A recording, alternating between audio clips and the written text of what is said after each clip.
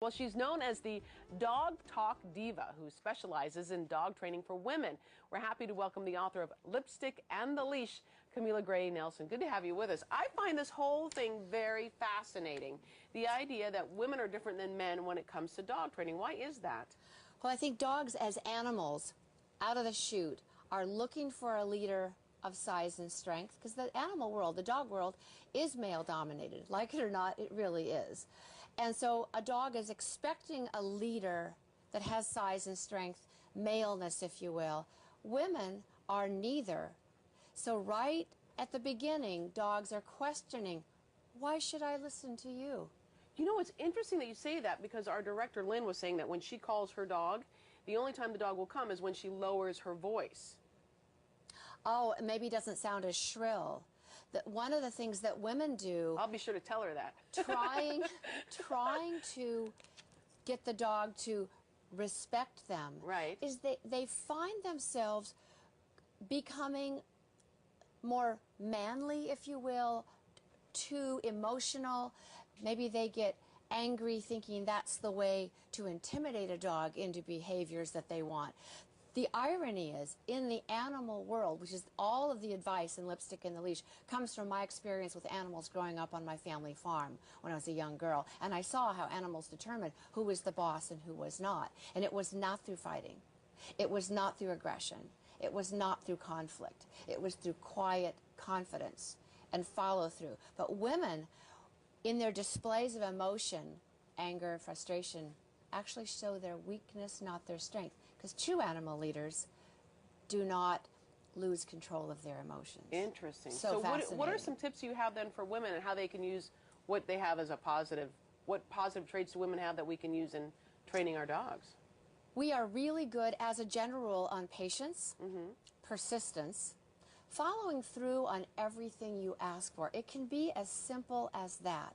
Just like you won't let up on your husband when he doesn't paint the house or mow the lawn, do that with your dog. You know, apparently we have a clip when you were discussing follow-through. Yes. Let's take a look. Yes. Can you tell me what we're seeing? I'm calling a dog to come here, and she ignores me. Instead of yelling and yelling or repeating myself, I simply go get her.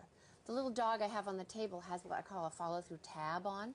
I went and got the tab, pulled the dog to me, and then the next time I called her, she came right away.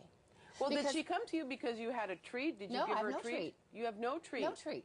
She came because I followed through on a rule that made me the boss. And you mentioned that women need to have a sense of strength. Does that have to do with posture then as well? Posture is a big part of it. Shoulders back and look down at your dog. Don't wait for your dog to look at you. His ears are not connected to his eyes. Okay. Let's take a look at this then. And now this is a dog that's jumping, and I am interacting with the dog. So many dogs do that, yeah. I'm interacting with the dog. Now, the next time I used a little can that I call my mother's bark can, my mama dog's bark can. Little pennies in a training can, little pennies in an aluminum can. Sure. Just a short little ka-chunk right in front of the dog. It's like a bark, and they go, oh, I know what that means. That means don't jump. Never raised my voice. Wow. Now you have some items here on the table. Tell us what you wanted to illustrate with these. This little dog is wearing that follow-through tab. Okay. That I showed you on the little dog that wouldn't come. In the house is the place to practice your come command.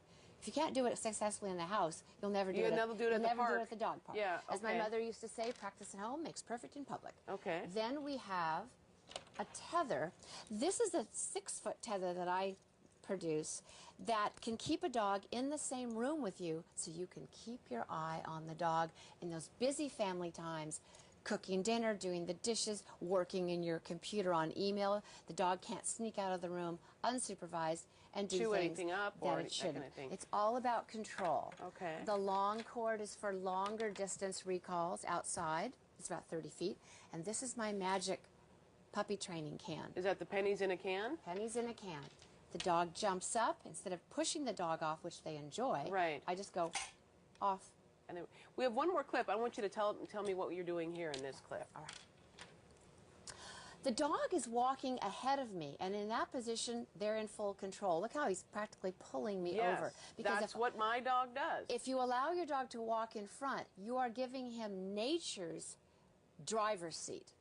The next time you'll see, I am requiring the dog to walk slightly behind me. And by doing that, I have put him in the passenger seat. I'm the driver, and look how calm the dog is. I have taken away his position quietly, no yelling, but in real terms in the dog's culture. Now, you mentioned a woman's kryptonite. What is that? If everyone remembers Superman, the kryptonite that rendered him powerless, right. Women do several things that cut their power off at the knees.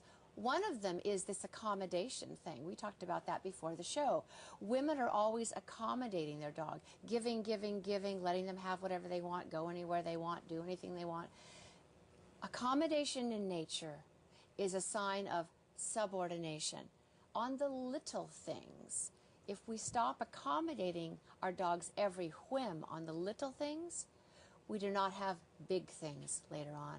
So they may not come to you if you keep just giving them whatever they want, let's say scraps at the table, that kind of thing. It is connected. Yeah, interesting. It is actually connected. You have some really interesting theories. I find it fascinating. Lipstick and the Leash. Thank you so much. Available at the bookstores, of course. We'll put information to on our website at KATU.com. Camilla, thank you very much.